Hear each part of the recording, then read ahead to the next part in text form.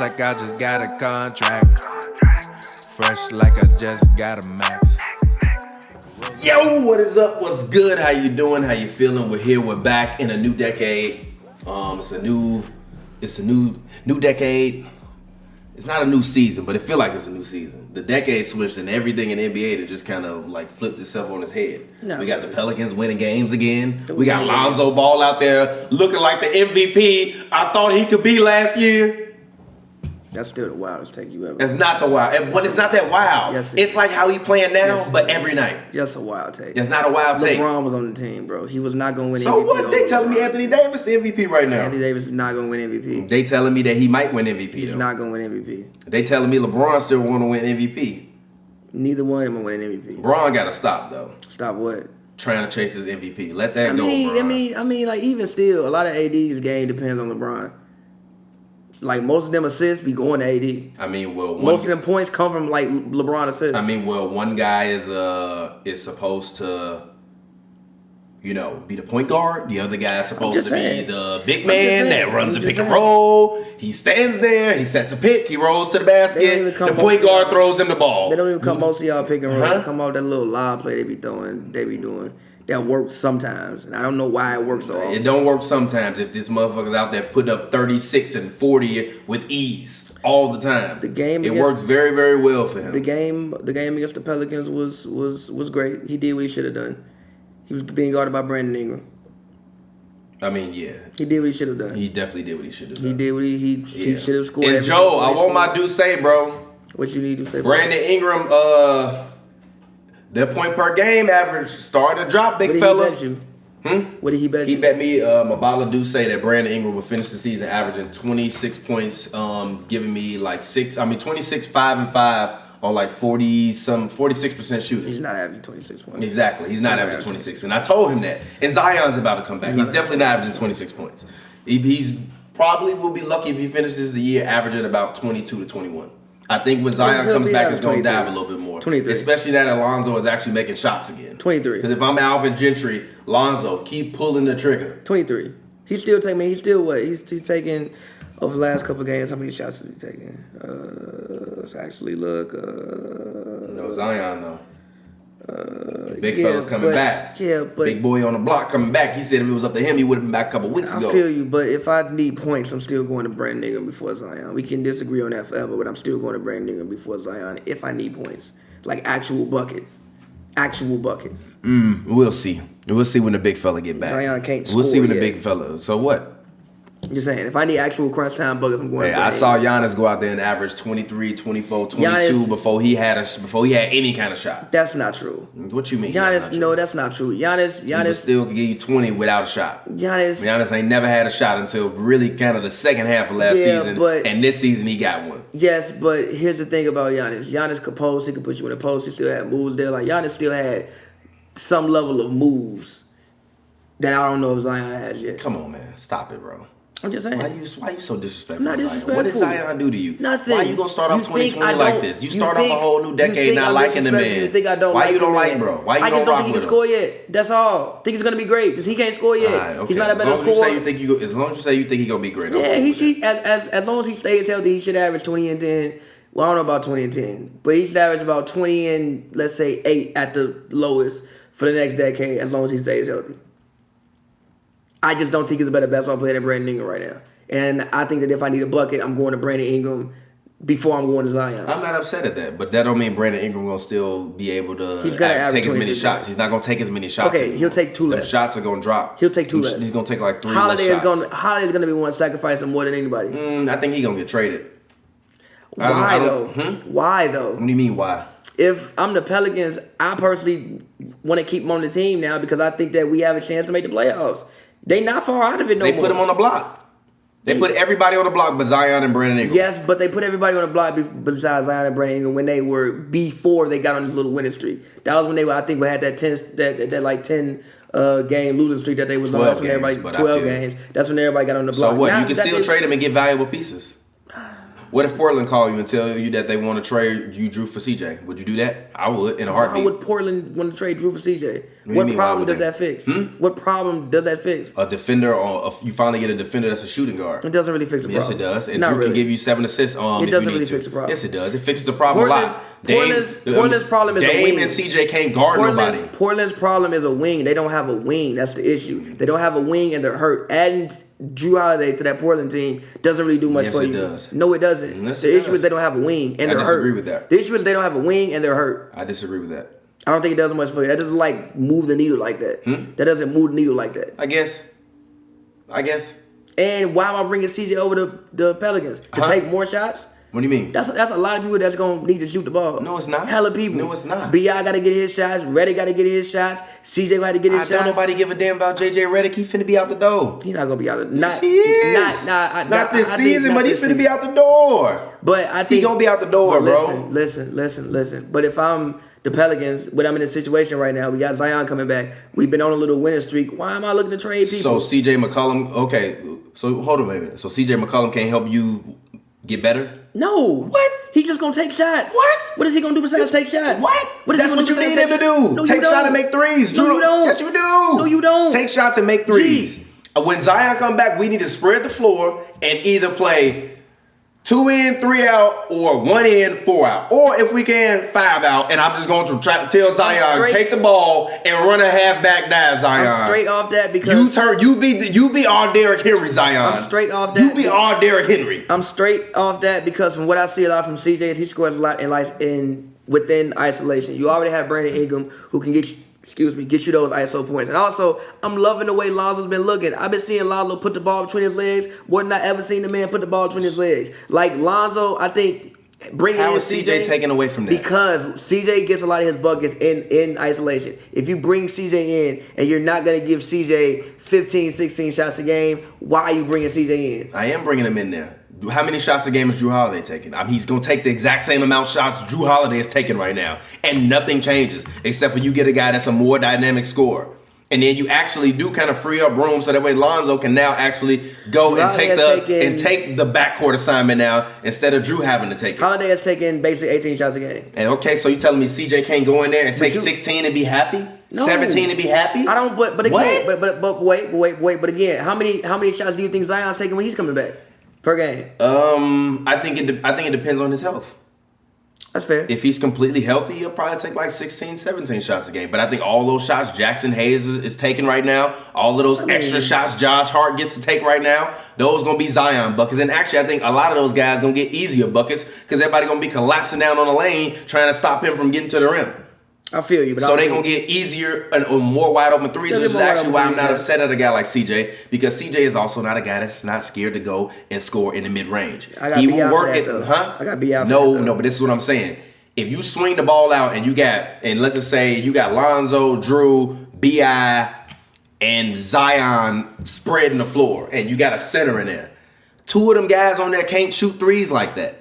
They can't. Who? What do you mean who? B.I. can't shoot like that, and I'm not trusting Zuda. B.I. can shoot. No. When in terms of me needing him to be a spot up shooter, no, I'm not. I don't want to. Especially no, that's not fair. Spot up shooting, I'm not looking at that. I'm not passing that man the ball like he got them Rashard Lewis and throwing in the ball, expecting him to shoot like Rashard Lewis. No, stop it. Especially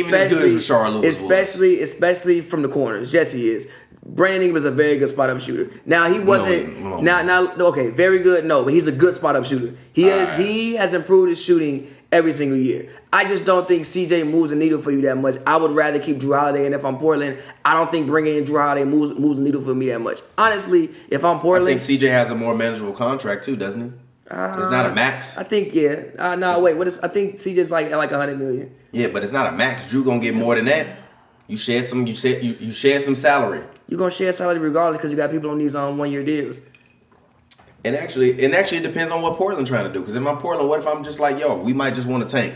We need some people, everybody injured. We just going to go out. We're going to give Melo his farewell tour for the last couple months of the season. That'll bring in the fans. We not really going to be a playoff contender team. And if we get Drew and he makes us better, because honestly, I just think they need somebody to go out on a nightly basis and defend the other team's best person. They don't have any. I don't think they need a wing, though. They need a wing. I don't think they need a wing. They need a wing. If Patrick Beverly can guard Kevin Durant, you don't need a wing defender. It's nice to have them. It's very nice to have them. But if really, you have a guy, what do you mean? What do you mean? Patrick Beverly really guard Kevin Durant. Yes, he guarded Kevin Durant. Look. Let's keep it all the way. I didn't say he slowed him down. I said he guarded him. It didn't work. Complete difference. It didn't. It actually. I disagree with that. We thought they was gonna get swept in the war, and that was. I didn't think they was gonna. You thought that. I said they was gonna win a game. Remember, I was no stop. Come on, bro. I said they was gonna win a game. And even the game they won, they came back from 30, bro. Stop it, bro. Now look. Hold on, no. Stop it. No, they won 2 games. Huh? They won 2 games. Yeah, they did win 2 games. I said it was going 5. You said they was getting swept, and you called me crazy. Yeah, they deserved to get swept. I told you they should have been swept. They shouldn't have been swept. The Warriors played down in their competition. They shouldn't have been swept. But also Patrick Beverly worked on Kevin Durant. Yeah, I mean, not it really. Worked. It did work. It really didn't work. It worked enough for you to get 2 games, and for you to tell me that was their toughest competition that they had until they faced the Raptors. It was. Hold on. It was. But hold on. Listen. Even the game that we including the Rockets. Listen. Even what Clippers was tougher competition for the Warriors than the Rockets too. Okay, no. Okay, no. Exactly. No. But outside of Houston, that was the toughest series that they played in. Outside of any Houston series. Outside of, I would say, the one obviously when it win 7. And you talking about B.I.'s a good he's terrible in the corner. Well, what is he? Well, actually, you know what? He's not that terrible. Exactly. He's not that terrible. Actually, you know what? He's not that terrible. Exactly. I'm not upset at that. Actually, you know what? No, I was looking at the attempt percentage. No, he's not that bad. But he's not taking that many this year. How many is he taking? He's taking, in terms of percentage of them, he's taking 26. Last year with Braun, it was at 41. I mean, that's why that didn't work. Because he was out there with Braun, and Braun was making that man take 40% of his threes from the corner. But even still, how many games did he's shooting 40% from the corner this year, which is 5% better than it was last year. I mean, 35 ain't bad either. No. Huh? 35% ain't bad. When you taking 41, no. But what I'm saying is his shot distribution is much better on his team. I mean, yeah, obviously he has the ball more. Huh? He is the primary scorer. Yes, but that's why I said it. Him and Braun weren't gonna work anyways because they both he needed. I mean, I agree with that. But I still think that they could use a guy like CJ. So if you David Griffin and you want to go get CJ, I'm cool with that. Him and Braun. Even if you like the Derek Favors experiment. It works. It works. When Zion, I don't want Jackson Hayes. When Zion comes back, I don't really necessarily know if it works. I'm not particularly sold on that. I think if you're looking to get rid of or potentially make some trades, I think you can go out and find you another backup center. And I really do. I think at this point you've played this much of the season without Zion. They're technically 2 to 2.5 games behind the 8th seed. Yeah, like 3 games out of it now. I think they're like 3 games. So if I'm them, we could get a player of similar value for Drew for less money, and we get to keep him for a little bit longer. And if we don't like him, CJ's a very tradable player. He's a tradable asset. People will want CJ McCollum. And also, I'm not sold on Lonzo Ball yet. Which is why I don't want to bring in CJ to take away the ball from him. I don't think that takes away the ball from him. CJ's used to playing with Dame. Yes, but listen. And also Lonzo. What you've been seeing a lot of Lonzo doing lately is coming off screens, popping for threes. But listen. He's not just walking up court jacking threes. He's getting a lot of his threes coming off screens or running around when somebody got the ball and they throw him a pass and he just catches it and shoots. From what I've seen from Portland and from what I've seen from CJ, again, the Blazers have the least. Their team this year has the least passes. They historically don't pass the basketball. They run a lot of isolation. So even though you have Dame there, CJ is used to getting his the way he gets his. He's used to playing in a very isolation style. I think that's disrespectful to him. I'm just saying. I think that's extremely disrespectful to him. I'm sorry. I think that's disrespectful to him. I said that's what he used to do. I think that's disrespectful to him in his game. And you telling me that he can't change his game. I didn't say he can't. I said that's what he used to do. That's basically what you're saying though. And he been playing like that 8-9 years. So I don't feel the need. If you go to a new team and get in a new system, Terry Stotts ain't coaching the Pelicans. I don't feel the need to go get CJ McCollum. Again, I don't even think that that bringing Drew to the Blazers does anything for the Blazers. If I can get rid of Drew and Derek, if I can get rid of Drew and Favors' salary, and we can still potentially make the playoffs this year, great. If you can get rid of Drew, okay, fine. The CJ McCollum thing ain't work. I told you. I disagree with that. I told you the Blazers. With that. Look, I told you the Nuggets deal. I said when you bring in Malik Beasley and you bring in Gary Harris, I like that deal. I don't want to bring in Malik Beasley and Gary Harris. That's a terrible deal. That's not a terrible deal. It does deal. Nothing for us. Yes, it does. It does absolutely nothing for us. That does not make them better. That don't make them better. You substituting an all-star caliber guard for a couple scrubs. A couple middle of the road scrubs. Gary Harris is not a scrub. He's a middle of the road scrub. He's a goddamn middle of the road Malik scrub. Beasley is not a scrub. They're both middle of the road scrubs. They're not. That's why Malik Beasley couldn't get that paper he wanted because he's a middle of the road scrub. That's not. No. Yeah. Malik Beasley just got his time took for one because if you put him on the court, he's gonna outplay what they offered him. Also, they want to bring along Michael Porter Jr., which is smart, obviously, bring along Michael Porter Jr. But again, if I'm the Blazers, honestly, at this point, here's what I do. I just play this season out, whatever, get healthy, run it back next year with a full healthy team. I just think the issue is they just suffered one too many injuries. One too many injuries. Rodney Hood coming back off, and you're not getting no free agents to come. Here's Portland. why. And Look, I think you very flagrantly underrate Drew Holiday's ability to be able to go out there on a nightly basis and be able to defend a 2 or 3 if you need him to. In today's NBA, he can defend a 2 or 3. He's a great defender. He can't defend a 4, but he can defend a 2 or 3. He's a great defender. Maybe not the whole game, but you're telling me that if Carmelo out there and you got Tolliver out there that you can't put Drew Holiday on the other team, best player for at least 15 or 20 minutes of the game? What I'm telling you Come on, man. No, what I'm telling you is Drew this. can guard PG? Yeah. But listen, what I'm The defense is your problem. No, what I'm telling you is this. Also with Portland, you have cap room coming up this summer because you have Whiteside falling off the books.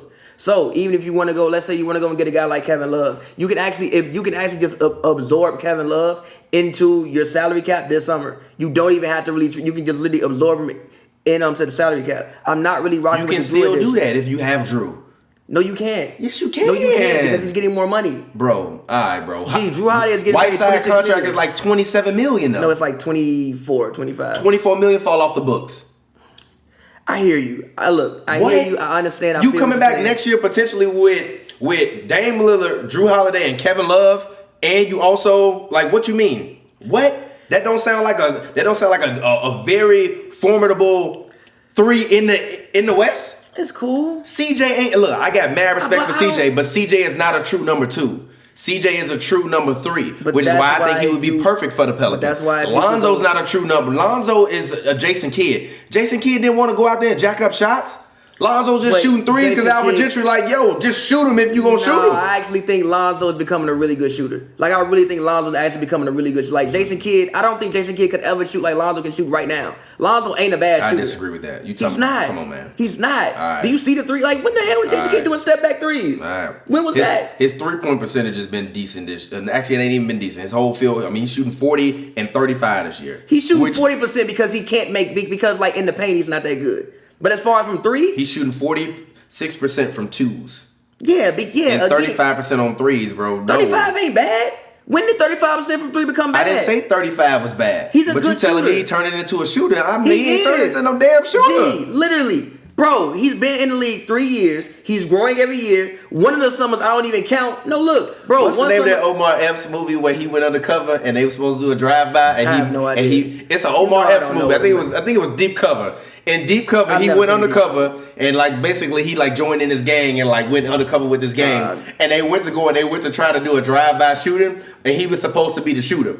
But he missed on purpose. So literally, they was like, yo, did you hit anybody? He I think I got one of them. Didn't hit none of them on purpose. But when you see the bullets, they hit everything but the people he's supposed to hit. If he a shooter, then that's who Lonzo is. Stop it, man. No, listen, I'm saying he ain't no damn shooter. Listen, I'm saying that's what I think Lonzo is growing into and also becoming. I think that's what he's becoming. Even when I watch him play, he looks confident. He's shooting the ball with weight. For instance, even the game, the Clippers Pelicans. In Too Deep is the name of the movie. For instance, even the Clippers Pelicans game, right? Even though Lonzo was missing, the one thing I did, I literally was watching. I was in the stands and I tweeted, Lonzo gonna turn into a shooter in 4 or 5 years.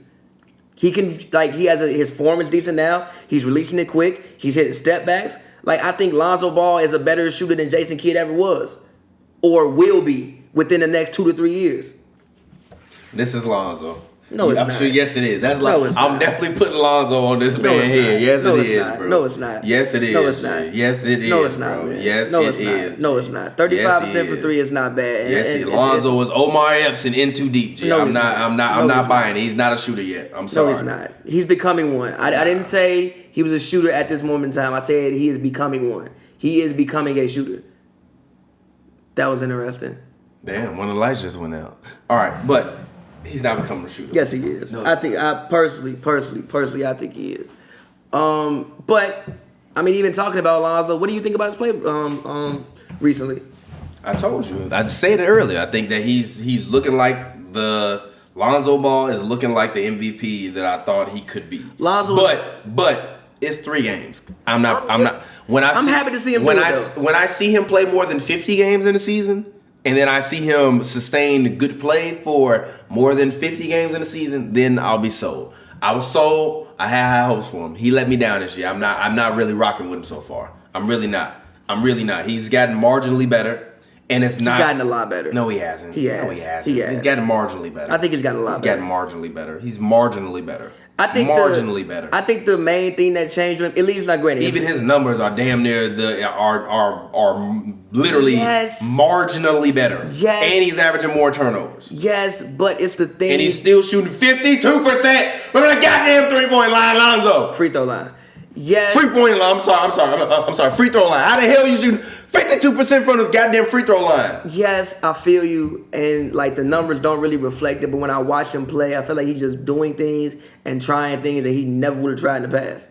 I mean, yeah, because Luke Walton was his coach, and Luke Walton is the worst coach in the NBA other than Scott Brooks. He's the worst coach in the NBA. Bro. Yes, he is. Luke Walton is the worst coach in the NBA. I don't know if he's the worst. Easily. I don't know if he's the worst. Easily. I've never been a fan of Luke Walton.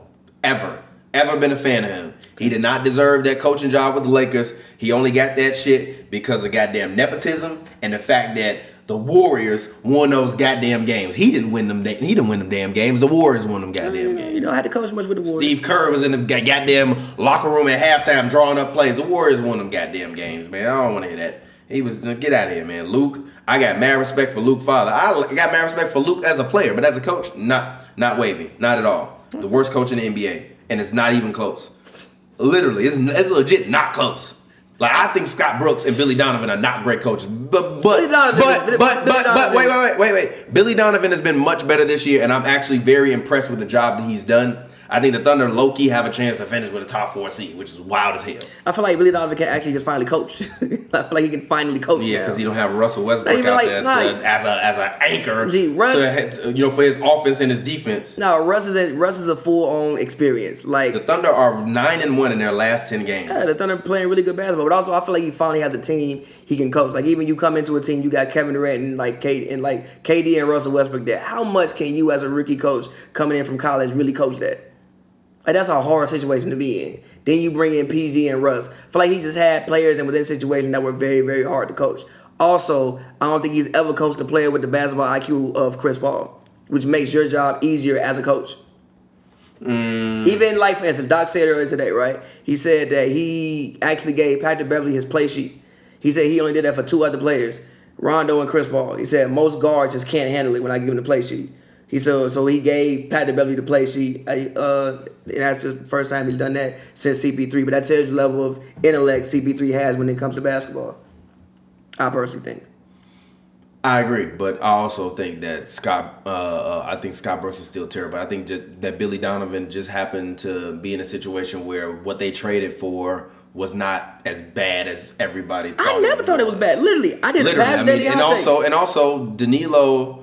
Regardless of what anybody wants to say, Danilo is a guy that has always been a good player. He's a good player. He's never been great. He's never been. He's been a good player. He's never been small Dirk, which is what some people used to think that he was gonna be before he got hurt. Before he started getting hurt all the time. But back early in the Denver days, but back early in the Denver days, like small Dirk. But I mean, still, he's a serviceable guy. 19 points a game, 17 points a game every year. That's still great for them. I mean, and they didn't really trade that much away, really. They didn't trade that much away. I really don't think they gave away that much for PG. Watching PG in person, I'm like, Danilo and Shea. If they would have had Danilo and Shea with Kawhi, they honestly would be a better team than they are now with PG. And there's no disrespect to PG, but it's just like now he has to reconfigure everything. And these guys that's been used to playing one way got to switch all their styles around. And I think that Billy Donovan basically got a clean slate, but he also got a clean slate with guys that just used to being B players on the team. So they just want to get opportunities to be able to play and show their value. Danilo just want to be able to still start. You know what I mean? And hopefully maybe he was probably thinking before the season, man, if we suck, but I'm still really, really good, they gonna trade the fuck out of me. And I'm gonna be like, good. And guess what? They not bad and they good. So now he gonna be stuck in goddamn Oklahoma City. Not stuck. I mean, this is last year left on his deal. So that's also the thing. Oh, it is the last year? Okay, I didn't know it was the last year. I thought he had one more year left on his deal. I didn't know it was the last year. Nah, but I mean, I did a Pavy Daily Takes. I said that OKC could be a playoff team if Chris Paul buys in. I said that as long as he doesn't come in, and it just depends on his like attitude. If he's gonna pout about it, like, man, y'all traded me to OKC, y'all traded me to fucking the desert. He did at first. The first 15 games of the season, he pouted. I really believe that. I do. I think the first 15 games of the season, he pouted. He kind of did. He did he kind of was on the road to being what Kevin Love was gonna be, but then cohesively as a team, they figured it out. You know what I mean? Like Shea figured out that, like, all right, cool. If CP gonna be the point guard, I'm just gonna go get buckets. I'm gonna go get buckets. I'm gonna rebound and I'm gonna play defense when I can. And he's also a good defender in transition. So even when they playing in transition, it's really hard to get in transition against them because Shea is a good defender in transition. Even a guy like Nerlens Noel, fairly good defender in transition. Nerlens has had an amazing. You know what I mean? So a guy like Shea, if I'm him, I'm just getting buckets, rebounding, and getting back in transition, and I'm gonna be good. And if I can, and Billy Donovan, like, all right, if you gonna hoop, take him. And he just been taking them. So you can't. I really think Shea deserved to be an All-Star this year. I think Chris Paul don't deserve to be an All-Star this year. I think that's disrespectful to the game of basketball. Bro, even if you look for you to say that Chris Paul deserves to be an All-Star this year, when you look at all the production from everybody else that's playing in the guard position this year, that's disrespectful. Listen, it's very disrespectful. Listen, they're not going to get any All-Star. It's the number one point. They're going to get no All-Star. I don't know. I think Shea might be. They're going to get no All-Star. I think if they go into All-Star game with the top 3 record, Shea is going to be All-Star. Chris Paul is ninth in offensive win shares. I don't give a. I'm just saying. What coach in the league is looking up offensive win shares to take somebody for All-Star game? Probably a lot for the All-Star game. Probably a lot of them. Knowing the coaches, maybe a lot of them. Listen, I don't think that they deserve a All-Star regardless. I've literally heard this man Doc Rivers tell a reporter, "Oh, so you gonna be my analytics guy? So now I'm gonna have to like pay attention to the analytics all season. You gonna be the one asking me these questions?" I mean, they know about it though. That's not what I'm saying. That's not what I'm saying. I feel you, but what he said was, "You gonna be the guy that I'm gonna have to talk about analytics with all season?" And he was like, "Yeah, I kind of like analytics." He's like, "All right, cool. Let's talk it." But like, all right, he's top 20 in offensive plus minus. Like, look, I just think that Chris Paul is the engine that makes that team go. He's not gonna be an All-Star. I don't think any of them are gonna be All-Stars. But if I had to give an All-Star to that team, I would give it to Chris Paul. Again, I just think that the numbers don't really show Chris Paul's full effect on that team. There are certain games that they wouldn't have even had a chance to win if it wasn't for Chris Paul. And I can point to moments in them. Like, even again, don't talk to me about no jersey tug. I'm saying, stop it. I'm saying, it's like telling me LeBron is clutch because he win jump balls. Get the fuck out of here. You gotta win a jump ball. Get the Tip fuck. It to somebody. Get the fuck out of here. That's like telling me, like you said, LeBron is clutch because he win jump balls. Get the fuck out of here. But there's strategy and everything, you know. Like, I gotta first of all, okay, where's everybody positioned? Okay, so let me tip the ball to you. Because everybody's positioned in like a certain way. There's literally strategy in it. That's why people serious, G. Yes, that's why people line up in certain ways. Like, all right, you line up here, you line up here. That's why, like, okay, let's say you got a small guy here, they'll put a big guy here, and you'll see the other team like, no, switch this, and you stay next to him. That's the name of this episode. LeBron is clutch because he wins jump balls part 2. Stop I'm just saying. There's strategy involved with everything. Like, yes, you still have to tip the ball to somebody. Wild. There's strategy involved with everything. You are wild. There's strategy involved with everything. Wild then, it's not it's wild. Still There's wild. strategy involved in everything. Even when it was 2 other people sitting with us and we was all like, "Yo, you wild?" It's still wild. Yeah, but I think it's still wild. Yeah, but I think people just discount how much strategy is involved in everything in basketball or everything in life in general. Like, it's strategy involved in it. I could just tip that shit to nobody. Let me tip it to somebody. What's the point of winning a jump ball? You got to tip it to somebody, What's the point of tipping a jump ball? What's the point of tipping a jump ball to Tip somebody? it to a person. But I'm saying, the point of a jump ball is to tip the ball to a teammate. A lot of people don't do that. And also, even in like other situations, right? Let's say it's a small guy versus a big. Sometimes the small guy don't jump. He just like let him tip it and then go for the ball. There's strategy involved in everything. Yeah, and then they award the ball to the other team because you can't do that. Yes, you can. No, you can't. Yes, you can. No, you can't. You don't have to jump. I've seen Russ do it a bunch of times, and they be like, "No, get out of here, side out of bounds. You're wilding, Russ. Okay. Sit your ass down. Okay. Get out of here. Come on, man." Stop that. I'm saying strategy involved with everything. Whatever. Clippers. You went to the Clippers game versus the Knicks. I covered Clippers versus Grizzlies. Do the Clippers have issues? Yes, a lot of issues. I'm with you. A lot of issues, but I don't want to be this guy, man. I don't want to be the guy that have to get on the airwaves and say this, but I really do feel like it's some chemistry issues in there. You know what I mean? Like a few of them talk to each other, but I don't think they dislike each other. I just think that it's just like I said, like you got the leftover guys from this like blue collar kind of working thing. And then you got these guys that are like stars and that are more like white collar, like Kawhi.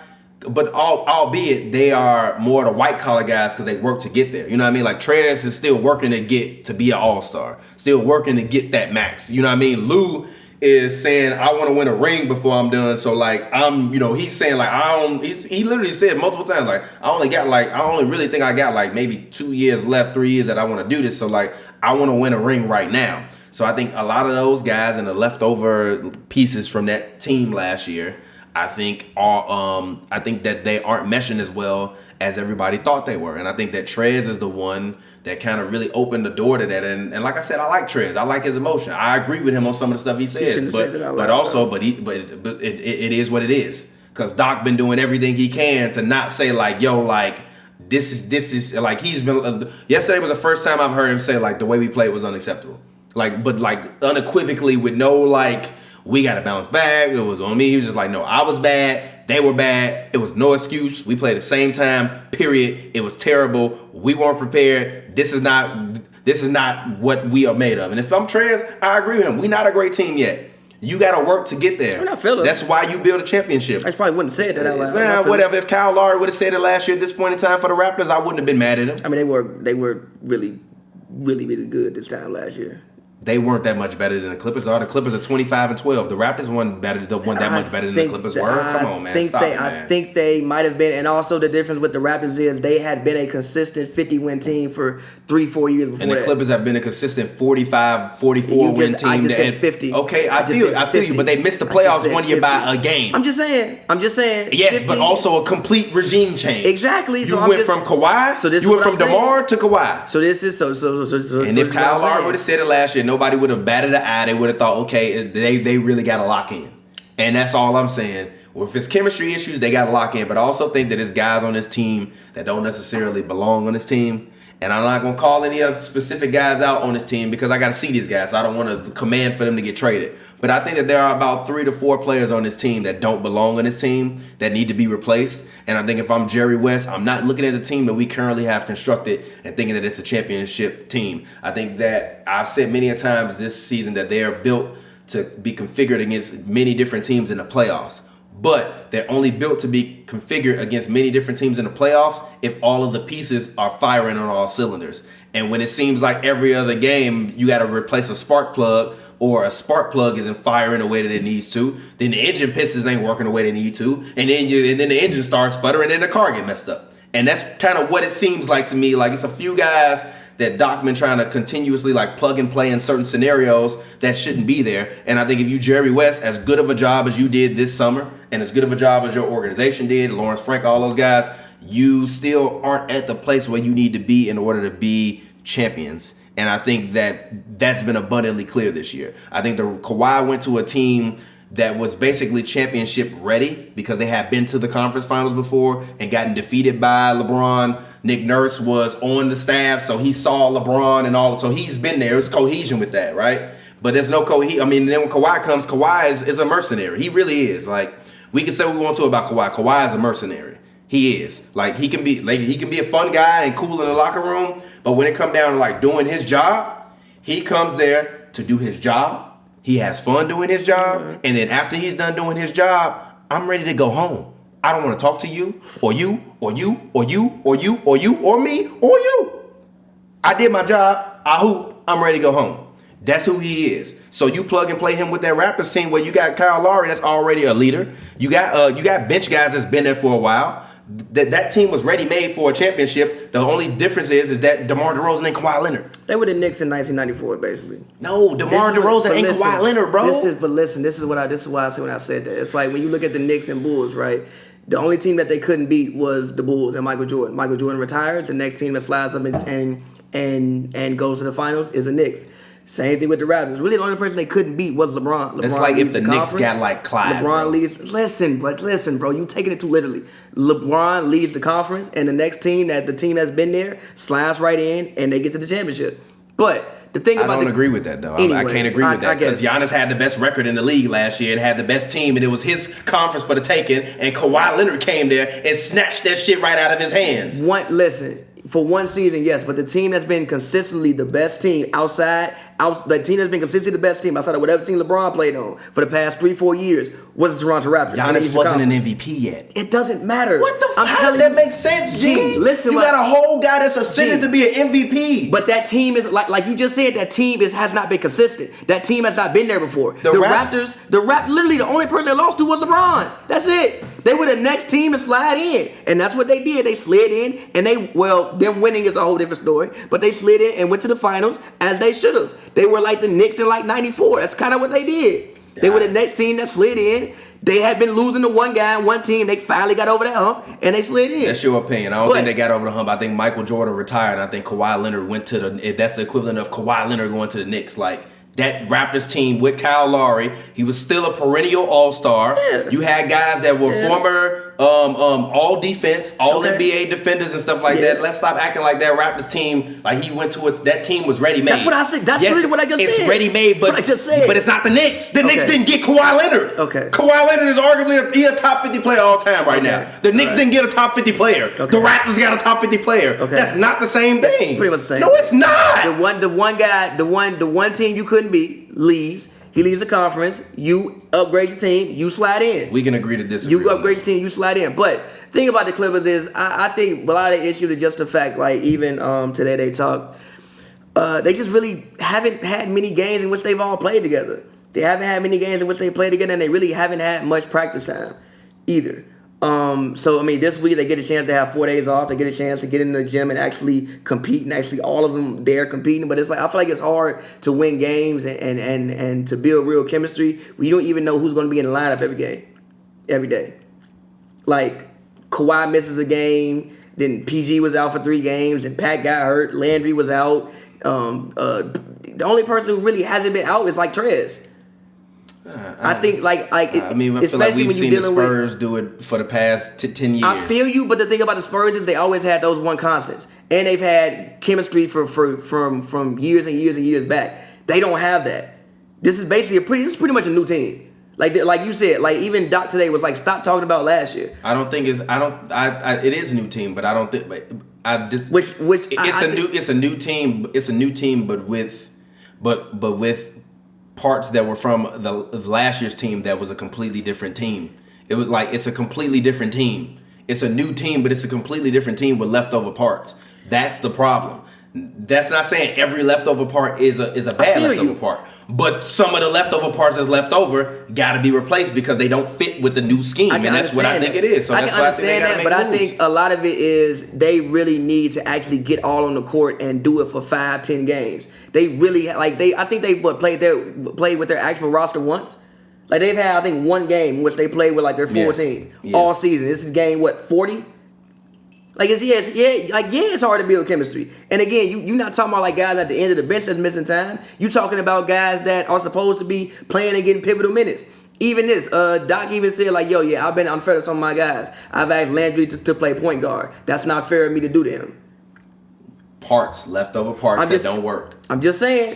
Like I said, not saying he got to go because I actually think he's one of the guys that I think he's a young talent that even you see the 76ers. I'm sure that like they're smacking themselves in the head. They got Kuzma. I think they got disagree with that. I think that they still got a shooter. I think they got a shooter, but I don't think that they got a starting shooting guard. I think they got a backup shooting guard.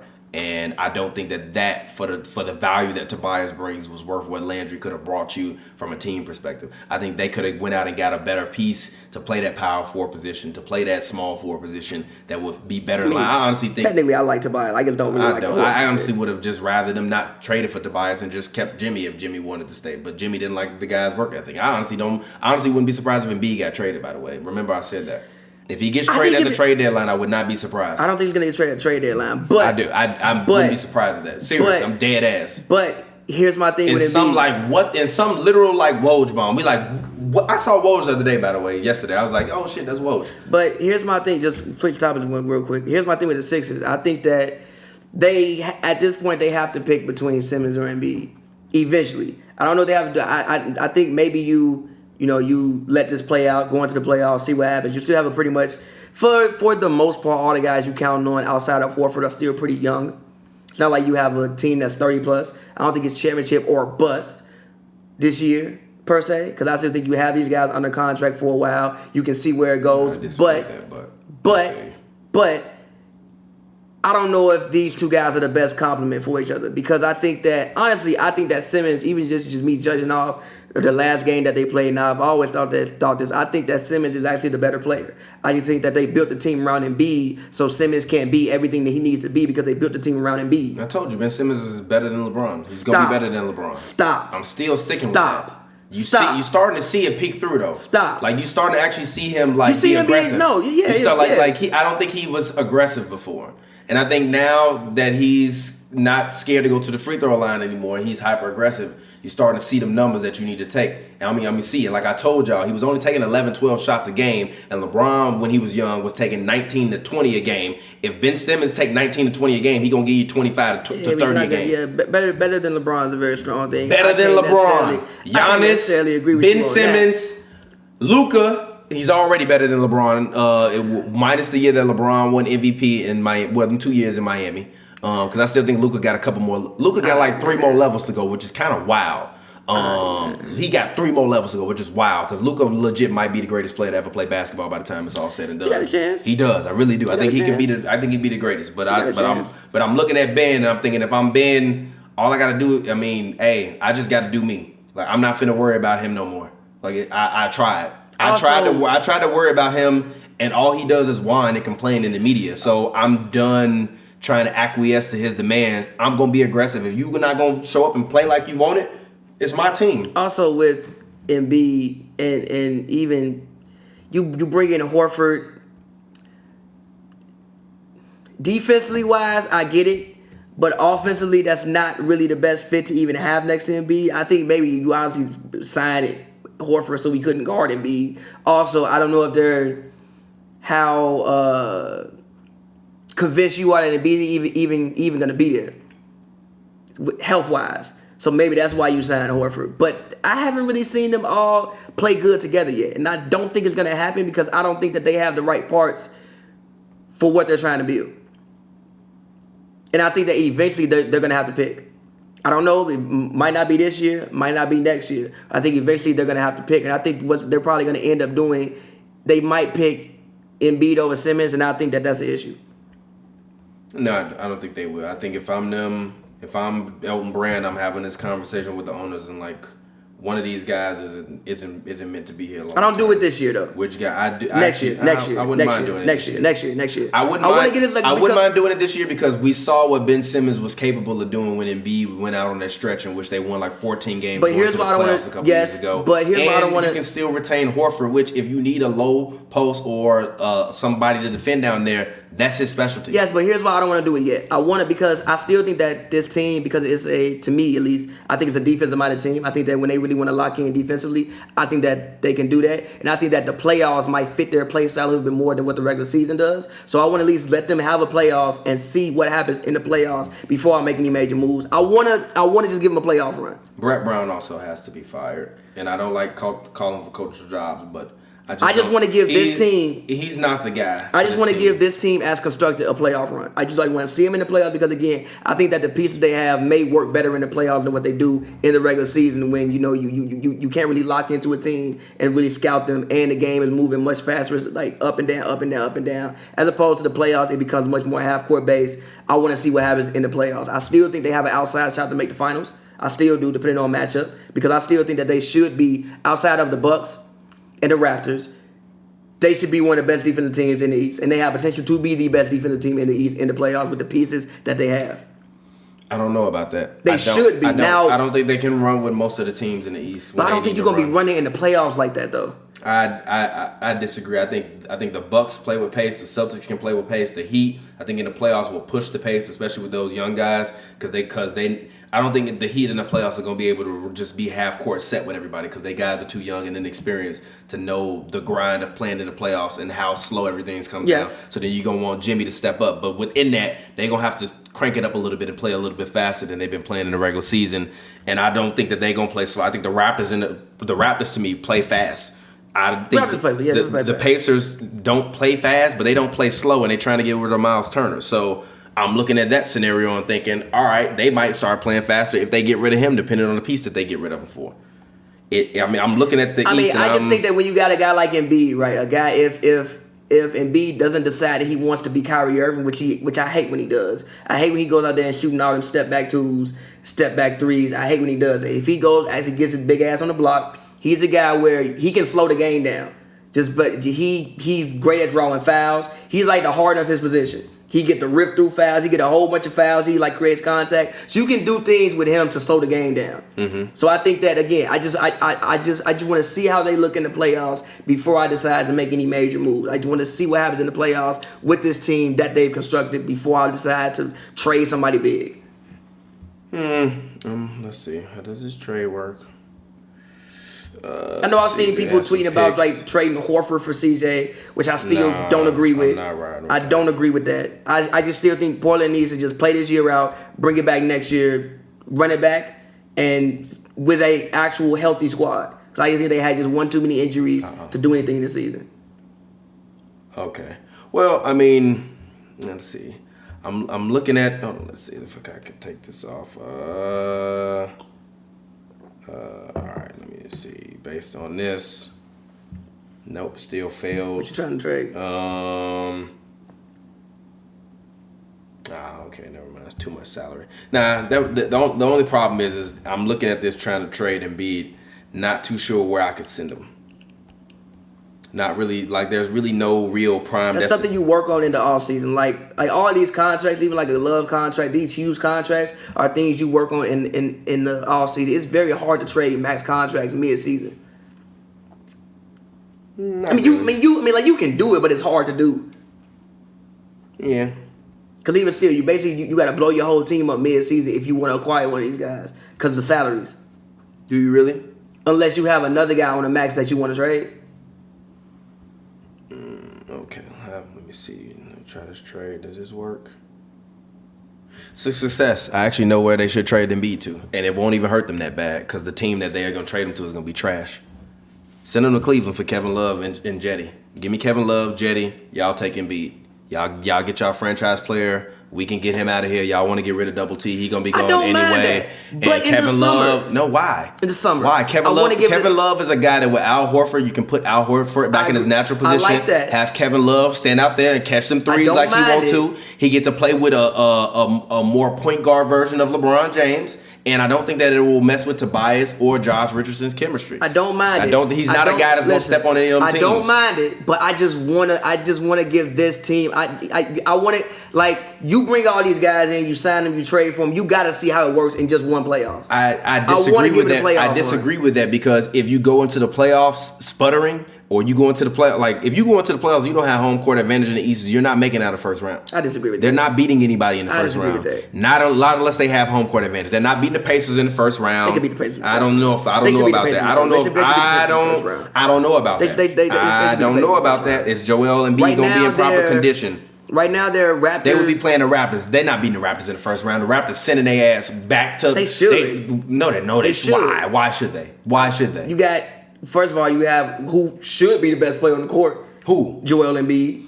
He should be the best player on the court. I think Ben Simmons should be the best player on the court. It should be Joel Embiid. I disagree with that. It should be Joel Embiid. Regardless. Trade that man. Okay, look, either way, you got two people who should be the best player on the court. You should win that series. I just want to give this team, again, I just want to see what happens in the playoffs before I make any major moves. I don't hate that deal. For one, it would, like you said, it would open the court up.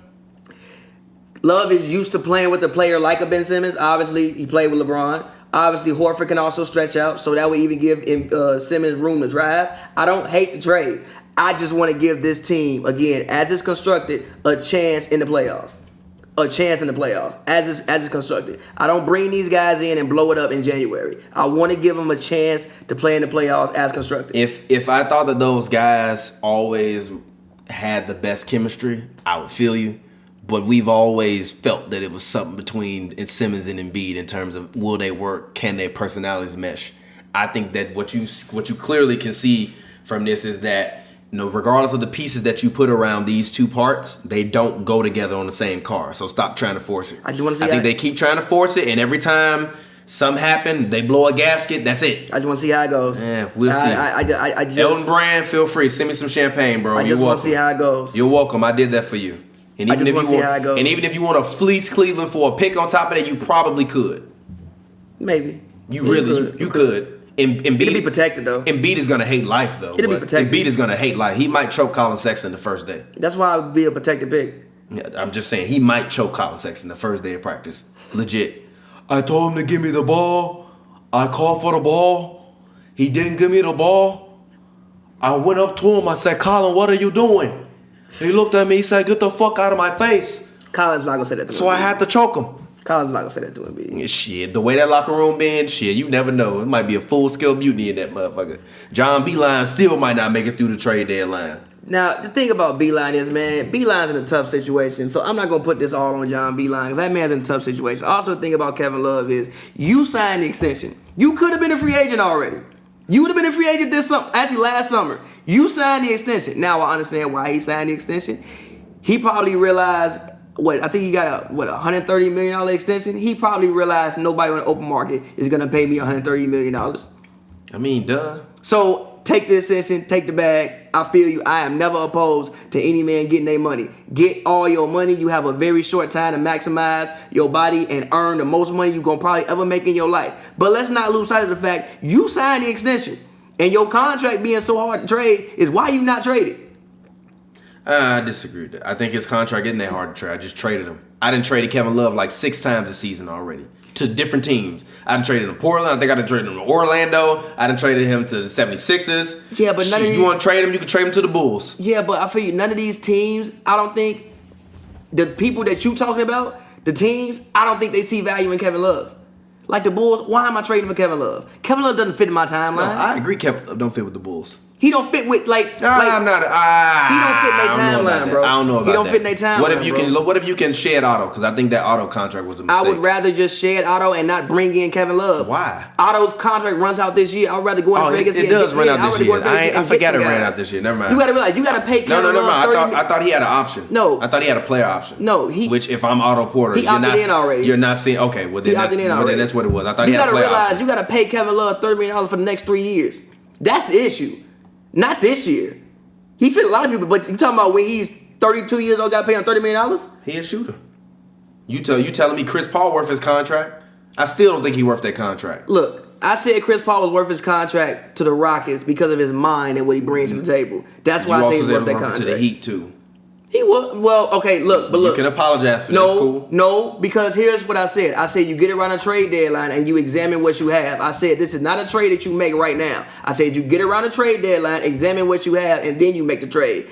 Examining what I have, you don't make the trade because we good. Because Kendrick Nunn is way better than Chris Paul. I said if you let's say you like the 7th, 6th seed, something like that, and you got some guys. Okay, we're gonna bring in Chris Paul because we think he can push us over the hump and help us get to what did I say, the conference finals. This is what I said on the show.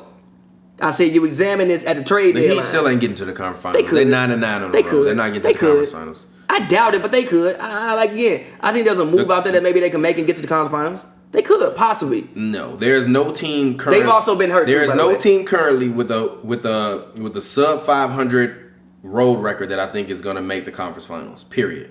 And that includes the 76ers, the Pacers, the Nets, Orlando, Miami.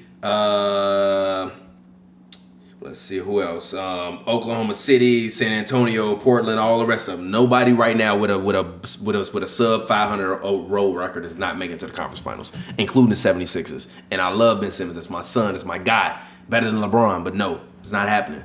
If you can't win games on the road in the playoffs, you're not gonna win. If you can't win games on the road in the playoffs, you're not gonna win. Look, G, it's still January. It's still January. There may be a move out there that he can make. You already played half of your road season. It's a whole nother half though. And you got a young team. You can still improve. I don't know. Give it some time. We're gonna see. Give it some time. And they've also been hurt. They've also Elton Brand, make that call, like I said, and send me my bottle of champagne afterwards. That's all I need. Something like that wouldn't get done until the offseason, though. Again, like I don't think you Kevin always Love, say that until something randomly happens like that. I don't think Kevin Love is getting traded until this offseason. I think it depends. It depends on if the owner is looking at Elton Brand and saying, "You told me going to get Al Horford was going to work for us. You told me keeping Embiid was going to work. I mean, you saying keeping him in the offseason, getting Al Horford was going to make us a formidable finals opponent, and we don't look like that. Get rid of somebody." I think they have to fail, and fail badly for them to break it up like that. They failed enough to me. Nah, they haven't failed yet. They've had guys in and out. They're still on pace to win 50 games. They can still they're really, how many games they are? What? 2 games back of Toronto, 3 games back of Miami. Like they can still realistically jump into the top 3. So they haven't failed yet. They have to fail miserably, and then that's when you pick up the phone and start trying to trade. 7-12 on the road, 3-7 in their last 10. Either you fire the coach or somebody got to get traded. Not yet. That's all I'm gonna say about it. Not yet. Give it this season. That's all I'm gonna say. Give it this season. Whatever you have on here. Was TPJ wrong about the Jazz? No, I was not wrong about the Jazz. I won't say I was wrong about the Jazz until the Jazz make the playoffs, which they're still are currently not in the playoffs. They're going to make the playoffs. And also, Mike Conley is not back to destroy their team chemistry that they had without Mike Conley. They're going to make the playoffs. They shouldn't have traded for Mike Conley. They would have been better off going to just. Here's the thing. They would have been better off just going to get a backup and trying to, or they would have been better off going to get a backup and still get a Clarkson.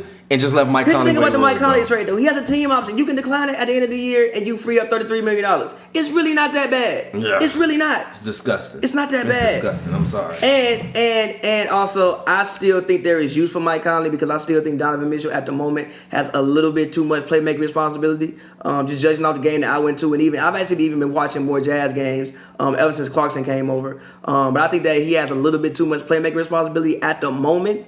So I still think there is a use for Conley. If he's going to be there and if he's going to be healthy, I still think that they can use Conley. But, I mean, even last night, like when they played the Magic, I think they went on like a 22-1 run. Their offense looks insane.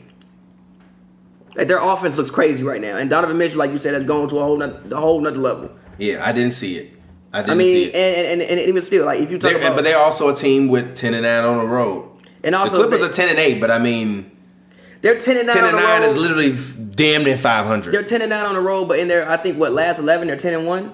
So I think they're finally hitting their stride. 9-1 in their 9-1. So I think that the Jazz are finally like really hitting their stride. Like I look at them like they're a really, really good basketball team, and they can get buckets. They can actually get buckets now that don't come from Donovan. Like Bogdanovich can ISO and get you a bucket. They got shooters everywhere. Ingles can shoot. Nang, the guy off the bench, he can shoot. You bring in Clarkson, he's a bucket. And they still got probably the best defensive, not probably the best defensive center in the NBA. Like, don't sleep on this Jazz team. But they still 22nd in the league in points per game, which is why they can't win a championship. I don't think any team outside. We're not talking about them winning the championship. They cannot win the championship. Make the playoffs. They can make the playoffs.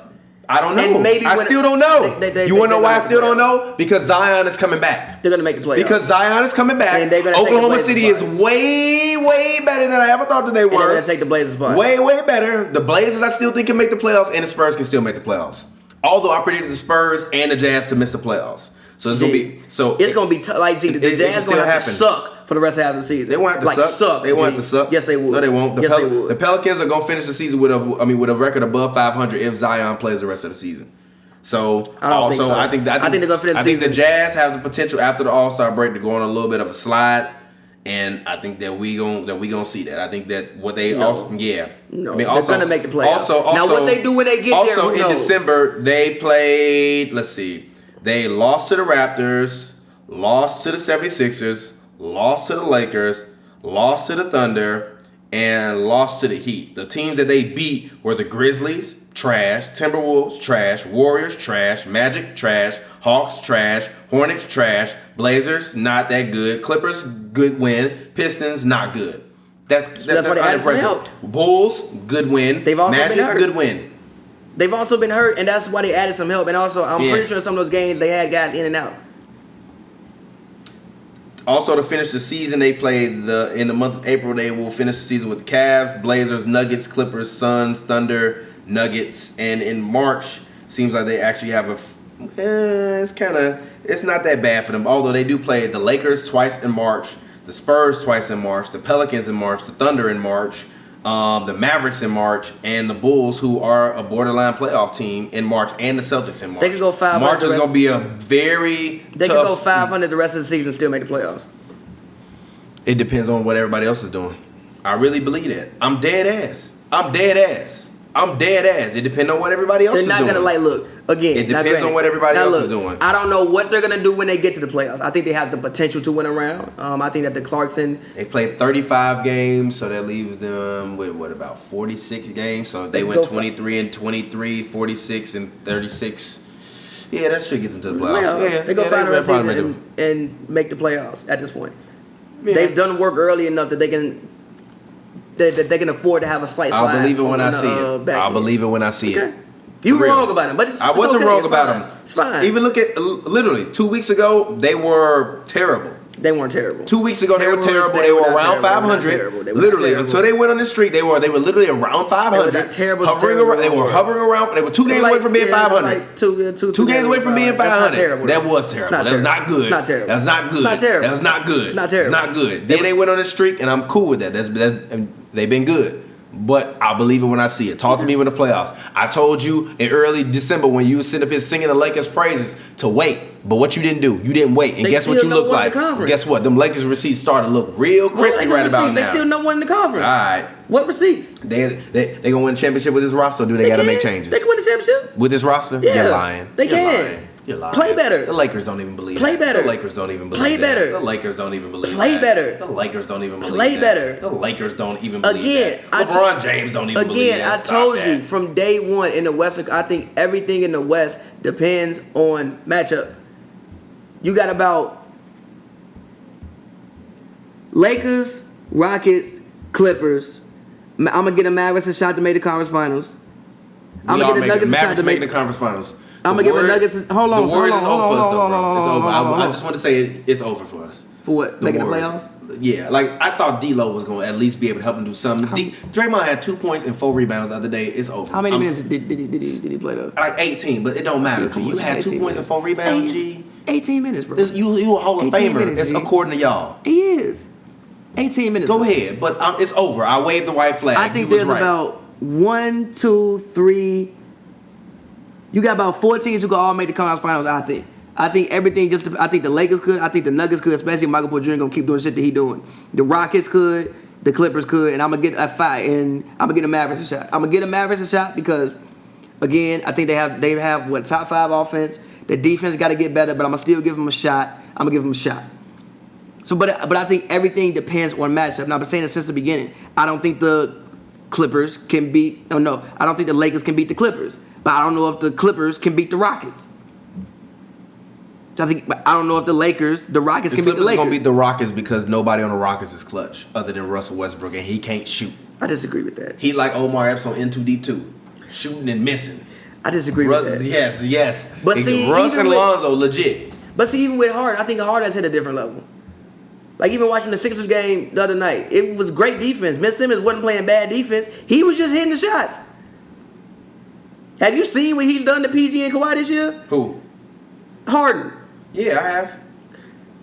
I think we at the point where dead ass finna be the cover. I'm gonna put Russ right there, and I'm gonna put Lonzo right there. That's funny as in hell. too deep, literally, because they can't shoot. Like I think we at the point. Although LL in this movie was nuts, legit. He impaled a man with a goddamn pool stick. But go ahead. Yeah, I think that we at the point where the man is literally, especially one-on-one, completely unstoppable. I don't think that changes. And also, that's this philosophy that he just don't show up in the playoffs. He does. He just has a bad game at the worst time to the Warriors.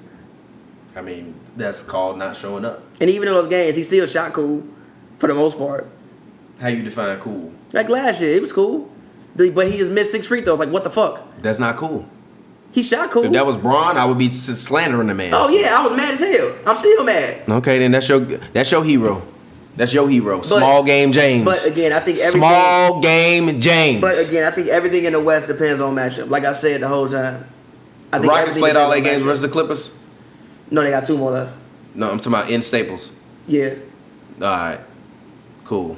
I don't want to see him anyways. Although they played him in the playoffs, I'm going to one of them games. Okay, go ahead. I'm going to one of them games. fine. You can go to 2 of them, but I'm going to one of them motherfuckers. See, Harden is incredible to watch in person. I don't want to see him in person. Yes, you do. I want to see Russ, but I want to see Russ. Russ is an experience. I have grown as like watching the games in person, a great appreciation for point guards.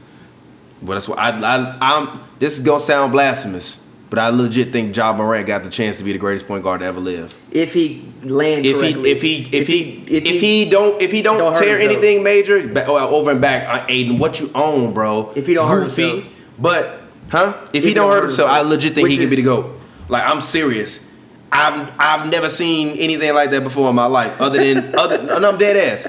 Other than like when I saw young prime Derrick Rose. Nah, D Rose handle wasn't like but Ja. it's not even that. Well, yeah, D Rose handle wasn't like but Ja. Ja wasn't quick like D Rose. I agree So with it's that. kind of like Ja handle is cool, but D Rose can literally he could blow by anybody. He could, but Ja got the height on him. I'm not mad at that. Okay. You never heard me say that. I just said it. Like I'm equating seeing him in person to Derrick Rose, and we know how I feel about D Rose, and even you feel about what his potential could have been. Yeah.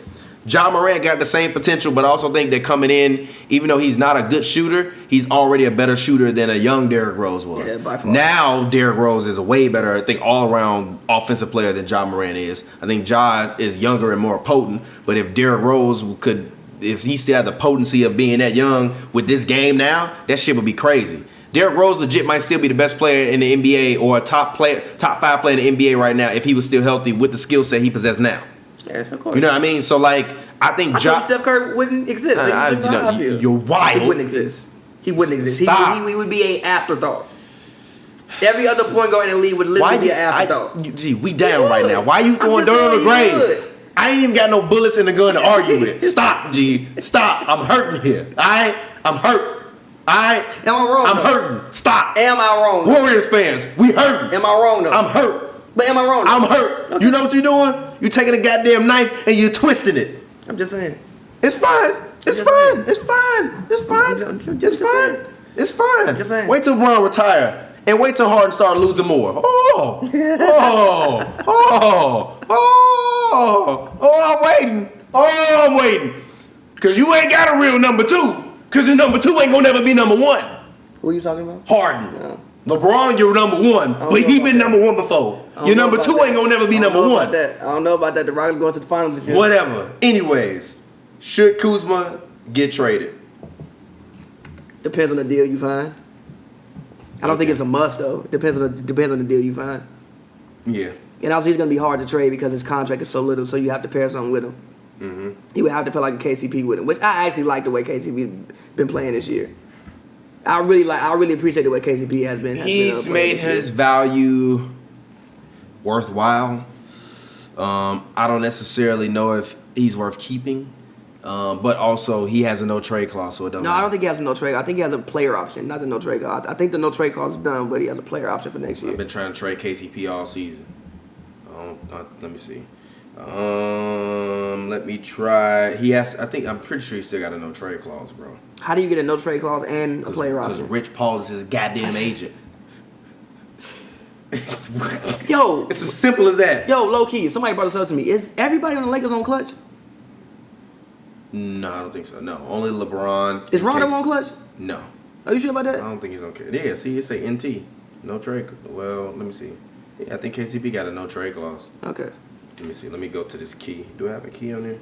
Yo, websites. Put a key at the goddamn bottom. If you gonna have all these symbols on there, put a goddamn key at the bottom. Let's see. KCP and Kuzma. Everybody want to send them to Orlando for some reason. Randomly, Lakers fans like, we should send them to Orlando. I'm like, for who?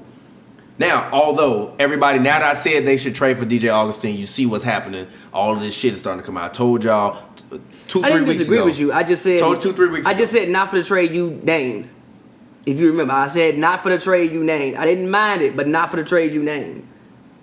Yeah. Especially if Collison can come in and give you something. Yeah. And And again, I know everybody's down on Rondo right now. Rondo was god awful. The last game they played, he provided nothing. But I still think in the playoffs with Rondo's IQ, he can help. I think playoff Rondo is a real phenomenon. Still. No, it's not. I still think he can help. The Lakers don't believe it's. I still think he can help. The Lakers don't. I still think he can help in the playoffs when the game slows Lakers down. don't believe. I still think he can help. I still think he can help because he's been there before many times. I disagree. So I still think he can help. I disagree with that. Yeah, I mean, it's really nowhere to really. I mean, honestly, yeah. So you can't even do that. Never mind. See, the Lakers. The problem with the Lakers is that they in salary cap hell. Basically. So everybody that they trade for has to be like a literal even swap. Yeah. Across the board. They're not going to be able to make any trades. But the best thing that they can do is they're not going to win a championship. Again, I think it depends on matchup. Now, when you talk about where you trying to? So where would Kuzma get traded to then? I don't know. I don't have a place to trade Kuzma. But again, I don't think Kuzma needs to be traded. I don't think Kuzma's an issue. I think that he needs to play better. I think that all of the guys outside of LeBron and AD, for the most part, need to be more consistent. But I don't think the roster they put together is bad. I think it's a good roster. I also like to see the Lakers do more to get Kuzma involved. I think sometimes they don't do enough to get him involved in the game sometimes as well. I got a trade for you. Who? Larry Markkinen for Kyle Kuzma. That is not going to happen. Now you know that. Now look, G. Wait a minute. No, wait a minute. Did Larry sign an extension? No, but look, G. His contract is coming up, though. Stop. I say a lot of things about Larry Markkinen. Oh. You know that's not going to happen.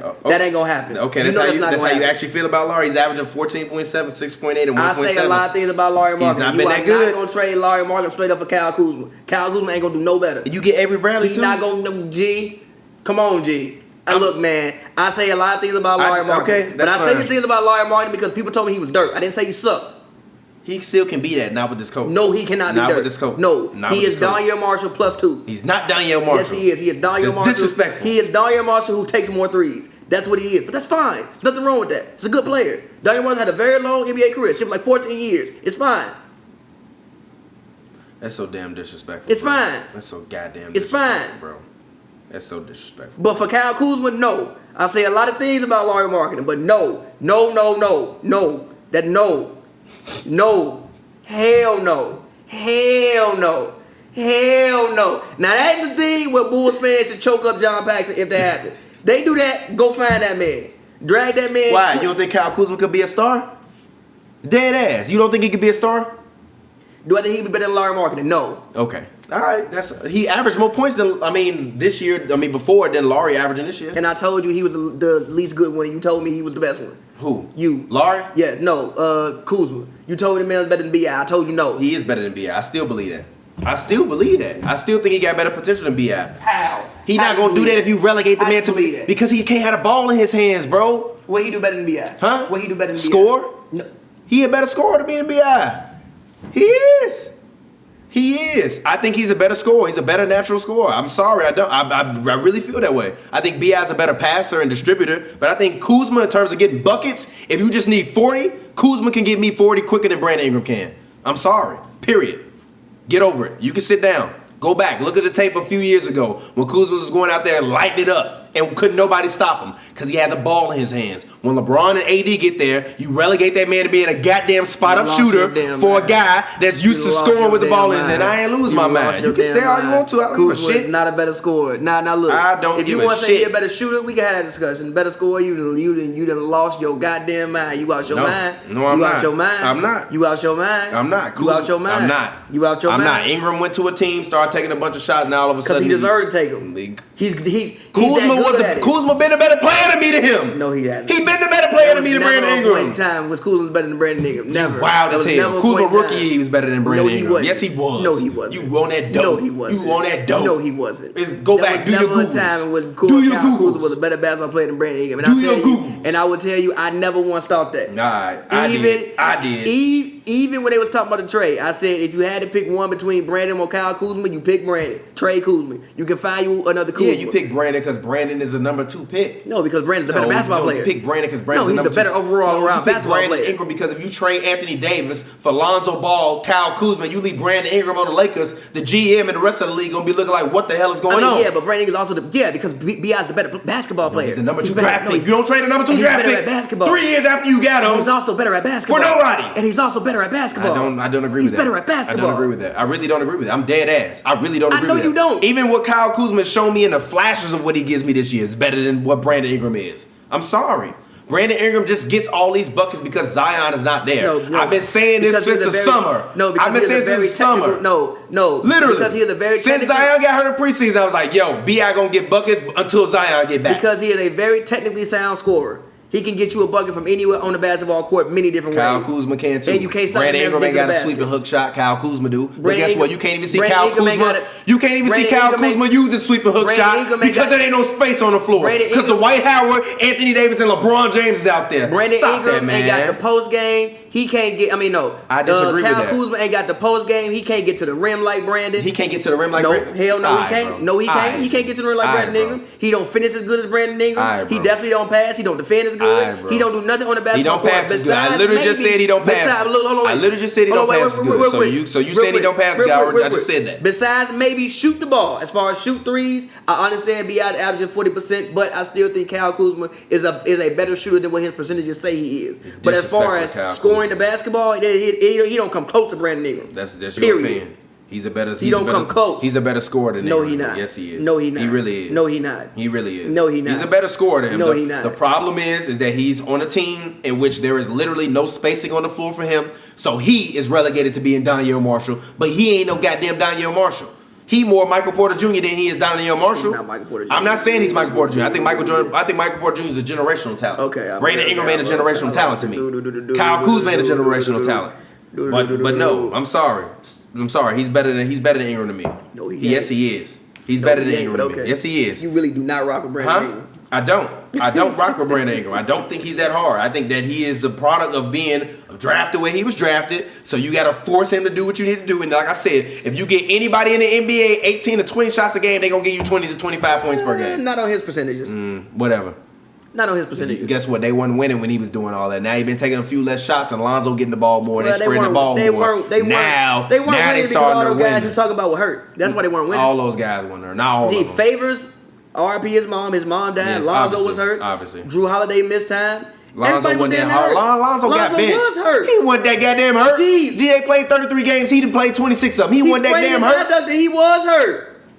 He was not that goddamn hurt. You act like the man was out for. You act like he was hurt on the like Lonzo on the Lakers hurt, I'm not saying the man was dead. I'm just saying the man was missing time here and there. He was out. Stop that. Drew Holiday missed time. Favors missed time. That's even more to my point. He They had get a lot all of the guys shots. who missed time. He get all the shots. But listen, it's not that they weren't winning because of what he was doing. They weren't winning because people was hurt. Kuzma taking 10 shots a game this year. He should be taking more. Last year he was taking 15 a game. No, listen. You telling me he taking Ingram volume of shots? In last year he was giving you 18.7 on 15.5 shots a game. What percentages? Shooting 45.6% from the field goal range and 30% from the 3-point range. No. This year he shoot 35% from 3. Yo. So he came back better from 3. Yeah. Stop it. And You're Ingram lying. shooting 48 and 40. No, he not. He ain't shooting 40% from 3. I just said from the corner, bro. What is he shooting from 3? 35%, I believe, from the 3, which is not bad. I believe he's shooting 35% from the 3. He's shooting that from the corner. What I said earlier was the corner. No, he's shooting 40% from 3. Oh, he's shooting 40% yes, from 3? Okay. on 5 attempts. Okay. I'm not upset. Exactly. Stop. Oh, yeah, he is shooting 40%. Stop. No, I'm not stopping it. I mean it. Stop. I still mean it. Now look. He taking 18.4 shots a game, too. Now look, hold on. Taking 18 point. Give Kyle Kuzma 18.4 shots a game and 5.8 3-pointers a last game. year gave you 18 on 14 shots. Kyle Kuzma gave you more points on one more shot. How many more points? He gave you more points. How many more points? It don't matter. Tell me how many more Did he points. give you more points? Tell me how what many was more What points. did Ingram average? 18.3. Kuzma averaged 18.7. Ooh, so that whole other shot has a whole difference. So what? And also, it's more. It's more. You telling me he's a better player? And also, it's more. You telling me he's a better player? And also, look, he was hurt half the year. Kuzma was hurt too. Not like him. You a liar. Not Stop. like him. All right, bro. He missed a whole 2 months. All right, bro. How many games Kuzma played last year? 70 games last year. He played 52. That's a whole 18 less games. Come on, man. He finished finished the year when they was tanking, and you told me they should tank. So stop it. You sit up. He had blood clots. G. I know he should tank, but he had blood clots. G. They was still tanking. So him playing, even if he didn't have blood clots, he would have averaged more points. All right, bro. Like blood clots stopped him from averaging more points. Gee, he missed. He averaged the amount of points he averaged in the games he played. Gee, he was coming back off an injury. He sprained his ankle. He fought a man. Fighting a man coming off injury. You fight a man. You fight a man third game of the season. We can agree to disagree on this. I don't agree with that. You fight a man third game of the season, come back first game, lose, sprain your ankle. Kyle Kuzma is not a generational talent, but I do think that he is a CJ McCollum type talent, and I think that's Brandon Ingram's ceiling as well. I think that Brandon Ingram's ceiling is a small forward CJ McCollum. Listen, I think that Kyle Kuzma is. Look, I think that Kyle Kuzma is good. I think the Lakers also need to do a better job of actually involving him in offense because they don't a lot of the times. I think they need to do a better job of actually running plays strictly for Kyle Kuzma. I think sometimes they think about their shooters and Anthony Davis and forget Kyle Kuzma isn't even on the court. Yep, I agree. But to answer the question, no, I don't think Kuzma needs to be traded. I think that Kuzma needs to raise his average to about 16 or 17 if the Lakers are going to do the things that they want to do. He's taking 5 less shots a game. It's impossible. He needs to get more shots. They need to find more ways to get him more involved in the offense. That's the one. Like sometimes they forget the man out there. They don't get him involved in the offense. They need to do that. I agree. Anyways, Kevin Love. Let's talk Kevin Love. We spent 13 minutes arguing about Kyle Kuzma. You got to be more professional than what he been.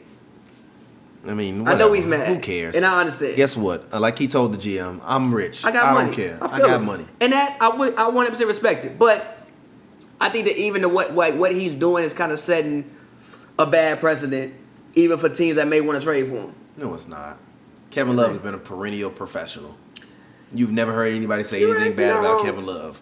So when Kevin Love goes left, something is going on. Okay? Kevin Love, when have you ever heard anybody say anything bad about Kevin Love? Not wrong. Literally, the man D-Wade was dogging the man because he was having panic attacks. Yeah, that's fucked up. That's probably why he mad. He like, I'm 2 seconds away from having a panic attack every game because y'all fucking with me. Leave me the fuck alone and get me out of here. I'm dead ass. I'm not making fun of him. I'm dead. He like, yo, y'all fucking with me. I'm like, out here finna have a panic attack because y'all driving me insane. Get me the fuck out of here before I choke somebody. He signed the extension. It don't matter. He signed the extension. It don't matter. He out signed there, the extension. Like I said, he out there knew getting it. Like, look, he knew it was a long road ahead when he took that $30 million deal for 4 more years. Did they hire John Beeline when he signed that contract? No, Ty Lue was the coach. Exactly. He knew Ty Lue and look. I see Ty Lue a lot behind closed doors in terms of like the Clippers thing. Yeah. Ty Lue is an incredibly cool human being. He knew Ty Lue is like one of the guys. He knew the writing was on the wall. So I can't imagine going from Ty Lue to like somebody that's like your old college professor. I understand that. Trying to get you to show up at 9 a.m. And it's like, bro, I understand that. But I would think Kevin Love. I want a ring here, G. But again, I would think Kevin Love. I guarded Steph Curry on the play. I made Steph Curry take a 3. That's the most overrated defensive stop in the history. It don't matter. You You told me Kevin Love a Hall of Famer because that's a part of his moments. He is. He's going to the Hall of Fame. I agree, but you said that specific stop was one of the reasons. It is. Was his Hall of Fame moment. Overrated. You said that was his Hall of Fame moment. It is. You said that. It is. That don't mean it's not overrated. I'm just saying. You said that was his Hall of Fame moment. It was. He made that man take a 3 and he missed. Hey, as long as you cool with that and you stand by that. Same time though, Steph was hurt. He also tweaked. He should have went to the rim. I agree, but literally, he should have head fake, went to the rim, laid. But that happened was because I was Steph in the lower basketball IQ Steph, 3 happy Steph, which I got to shoot a 3. You should have head fake. Kevin Love would have went fucking flying, go to the rim, lay the ball up, play the foul game. That's what should have happened. I don't know about that. You still have LeBron and Double T potentially it could meet you at the rim. Come on, G. What you mean? Shoot a mid range, G. You told me the best mid-range shooter ever. I'm gonna keep it G Shoot with a mid-range. If Steph would have shot a mid-range, I was like, man, that's pussy. Get that shit out of here. Get the fucking mid-range shit out of here. I'm glad he missed that shot. Go big or fucking go home. I'm cool with that, Steph Curry. That's an L I take with you. That pussy ass shit out of here. Excuse my language, mama. Wish he would have pulled up for like a 15-foot about a free throw line. What the fuck is that? Hey, Kyrie just splashed a 3 in your face. 1 point game. I feel him. Kyrie just splashed a 3 in my face. It's payback time, bitch. Whoa, 1 point game. Nah, it's payback time, bitch. Let's go out and win. We going out with a bang, goddammit. Shout out to my man JR. We going out with a bang. No JR. Shout out to JR Bang. But Kevin Love. You don't know who JR Bang is? Google him. He a legendary radio host in the Midwest. Shout out to JR Bang. For real, I'm going out like JR with a bang. Pulling that motherfucker. The mid-range. Get that shit out of here. Man, he would have stopped being my favorite player if he would have did that shit. I'm like, get him the fuck out of here. Anyways, that's what Kevin Love is known for.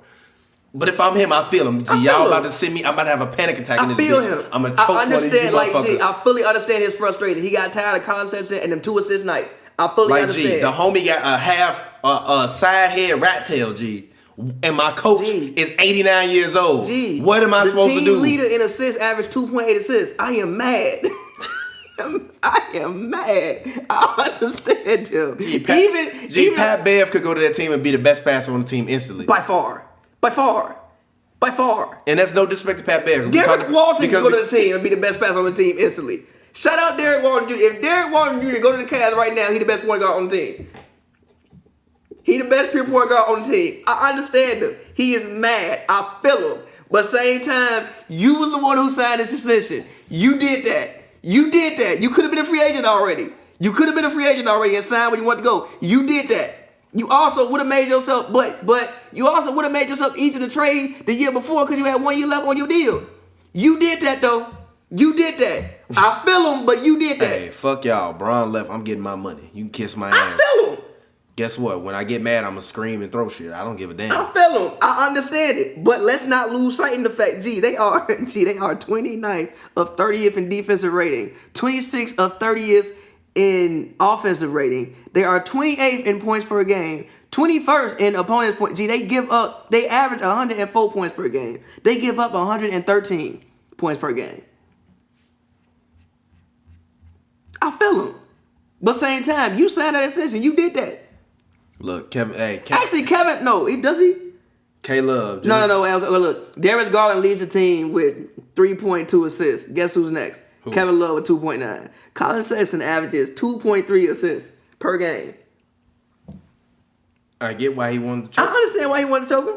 I mean, he was still going to play. Like, bro. The funniest part was, if I'm Jetty, I'm like, gee, I ain't even do nothing to you. I ain't even do that. It's not even that. I ain't even do nothing to you, bro. But also the funniest part is he got the Jetty, ball. I'm like, what you own, G? I ain't even do nothing to you. But also the funniest part, he got the ball and didn't shoot it himself. He fired it to Jetty. Like, bro, why you ain't shoot the ball? Because I don't want that turnover. He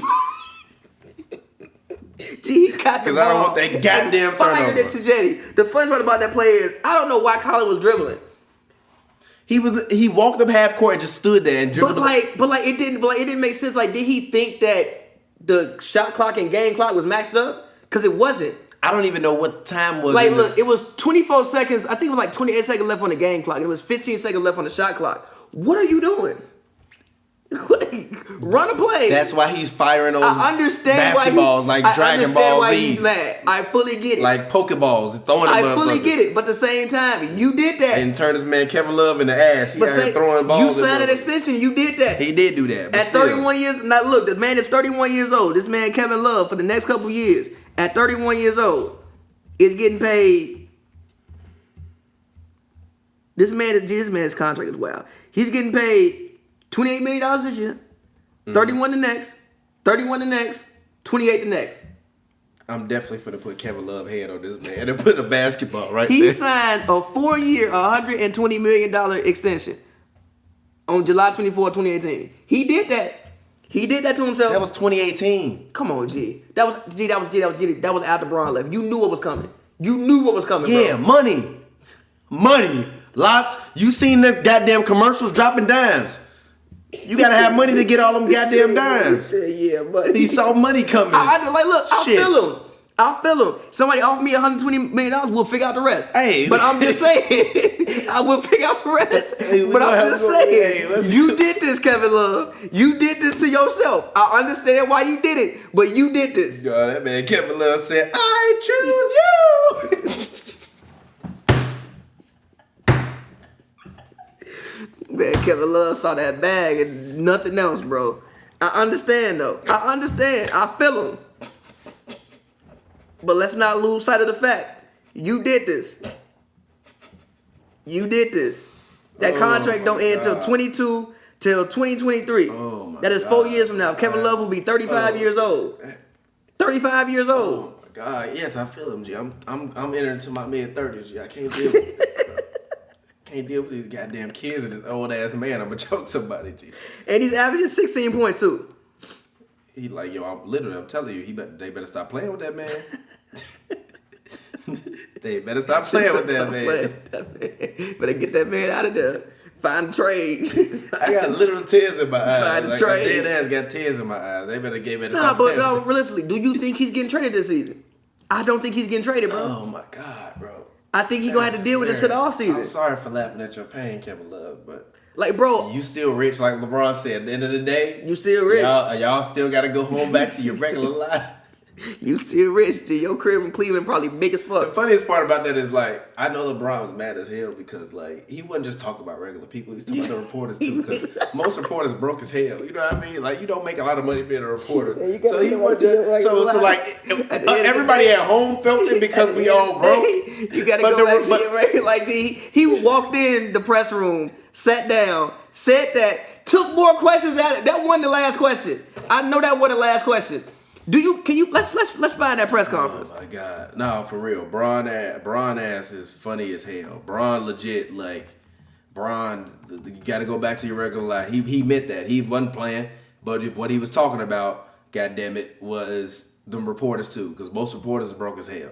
All right, unless you Woj or Shams or whole thing. One of them motherfuckers, your ass is a regular human being working for a newspaper. Gee, the whole thing 3 minutes long, so I know for a fact they asked more questions after that. That couldn't have been the last question. No, just play when he talked about his haters. Just play that, yeah. Does it bother you that so many people are happy to see you fail?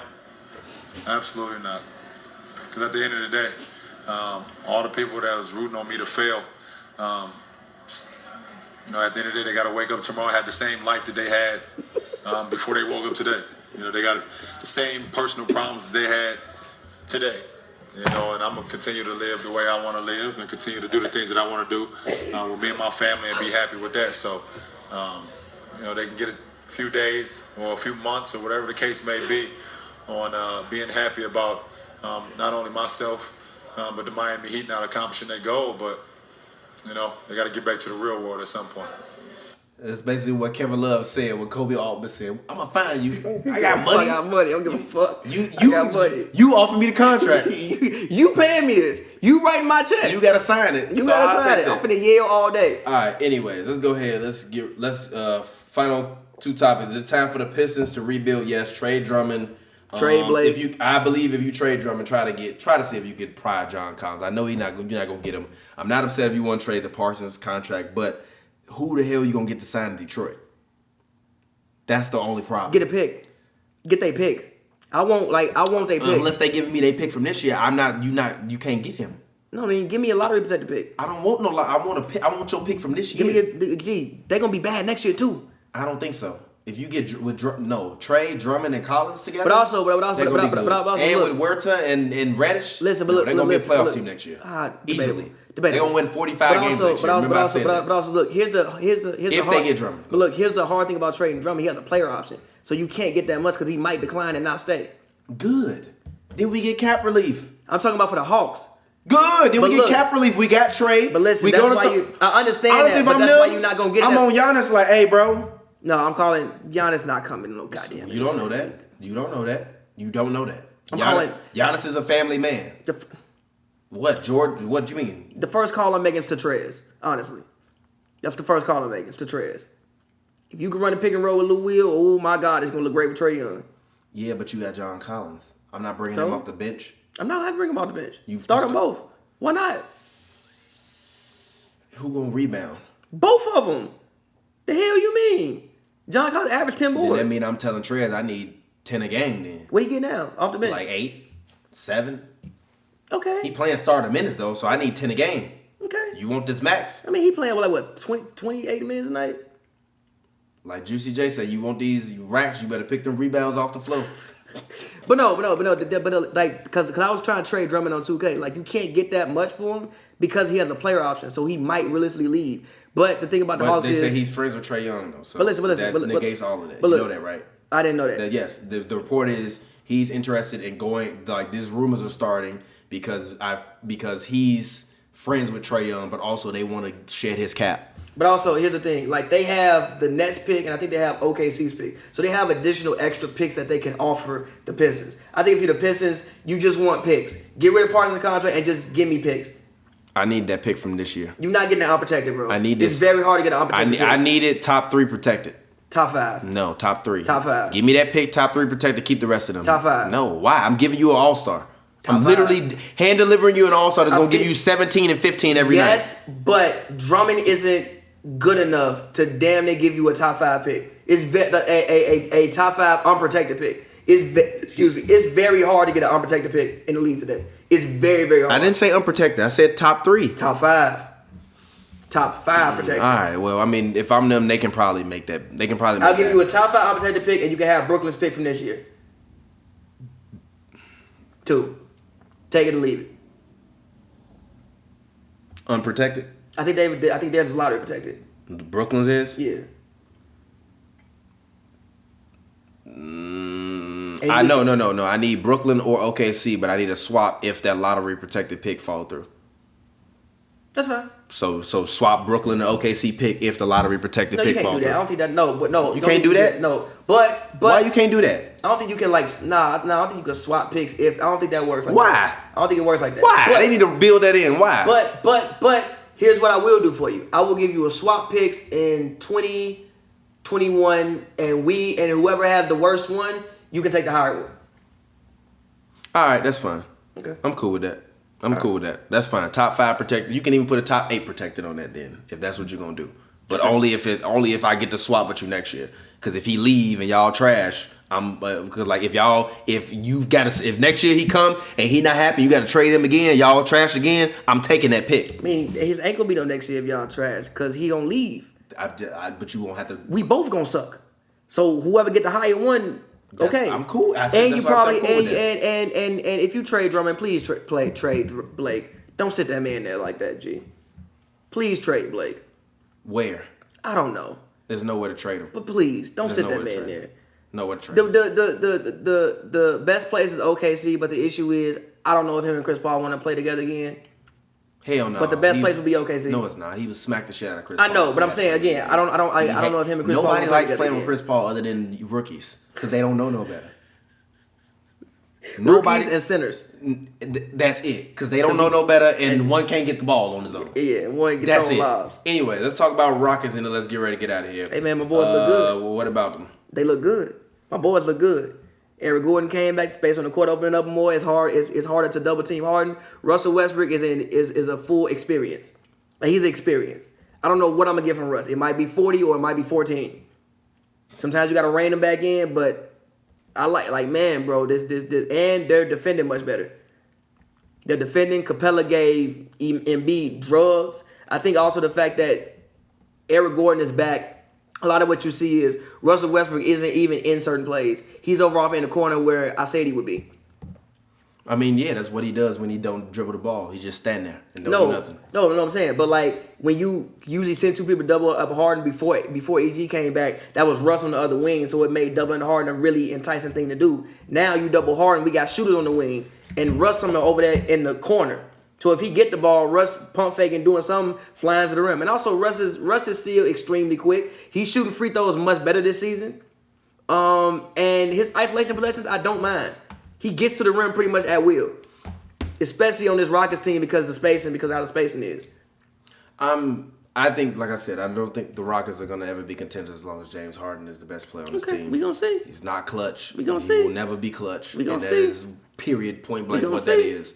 If they gonna get to the finals, it's on Russ' back. It's not on his back. We gonna see. I want you to remember this. If the Rockets get to the finals, it will be on Russell Westbrook's back and not on probably James will. Harden's back. Who cares? I'm fine with that. He ain't the guy. Like Russ, I've been telling you he ain't the guy, and I'm gonna continue to tell you he ain't the guy. It's just like Russ. It's just like Russ is an experience. You don't know what you're gonna get. Experience. That's the good or the bad thing. Like you don't know what you're gonna get. He might go for 40, or he might go for 14. He might go for 40 on 50% shooting, or he might go for 14 on 20% shooting. Yeah, but he gonna still give you 10 rebounds and 10 assists. Exactly. So I don't even hate it. So. And the one thing about Russ is I never had to question his effort, ever. Yeah, the birdie gonna play. And if he missed a shot, he not gonna not shoot the next one because he missed this one. Yeah, that's the good and the bad part about Russ. But hey, that's why I called him a whole experience. Russell Westbrook is an experience. For me, watching the Rockets, it's frustrating when it's frustrating, but when it's beautiful, it's beautiful. Like the Sixers game, when he got the steal and missed the dunk, like, gee, Russ. I actually didn't watch that game. He got the steal. I don't like watching the Rockets play, and this year I don't like watching the 76ers play. Why you like watching the Rockets play? Because they're not fun to watch. They're the most fun team in basketball. They're not the most They're fun the most team. fun team in The most basketball. fun team in basketball is in Dallas and in Milwaukee. No. I don't know. Dallas, Milwaukee, and Los Angeles, and No. that's the Lakers. No, the Rockets are the The most. Lakers fun are team. more fun to watch than the Rockets. I disagree with that. Lakers are way. James more fun Harden to is the watch than most. Rockets. James Harden is the most fun I've had watching a player outside of LeBron in 2018. LeBron missing dunks is better than watching that. No, G. Harden And step backs. he been doing it. Harden step backs. So what? Bron ain't been missing no damn dunks. Shit, that phantom offensive foul call they had when he Man, went that up was in the funny. air like he was flying off. I'm sorry, not offensive foul. They called it a foul. He didn't get fouled. He didn't get tripped. touched. He didn't trip. That's tripped. a lie. That's He tripped a lie. over himself. That's a lie. He ain't tripped. He went up and he couldn't get there. He's like, oh shit, I'm a little too far away. Blew a tire. He thought he was Ja Morant. No, you're not Ja Morant no more, fam. But I feel like Kevin Love, like that, Ja almost made that dunk on Kevin. Kevin Love has had a very rough year. Why do you think that? Why do you think I say it like I say it? I'm about to have a panic attack and I'm gonna smack one of you motherfuckers. Leave me alone. See, what if he would have made that dunk, bro? Kevin Love might never played again. He said I would have had to retire.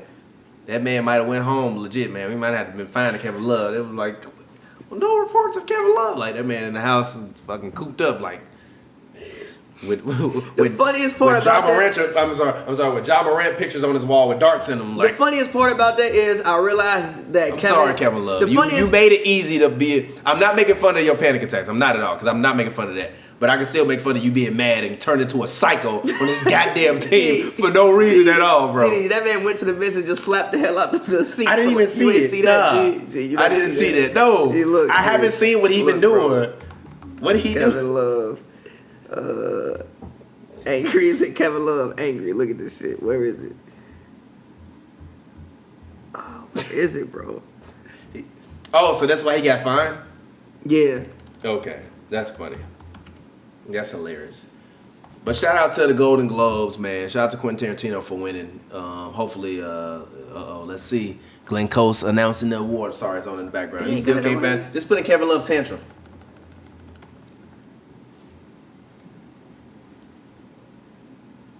Oh yeah, here you go. Kevin Love has Here you meltdowns go. because he wants to be Here you traded go. from Cleveland. Wait. Here you go.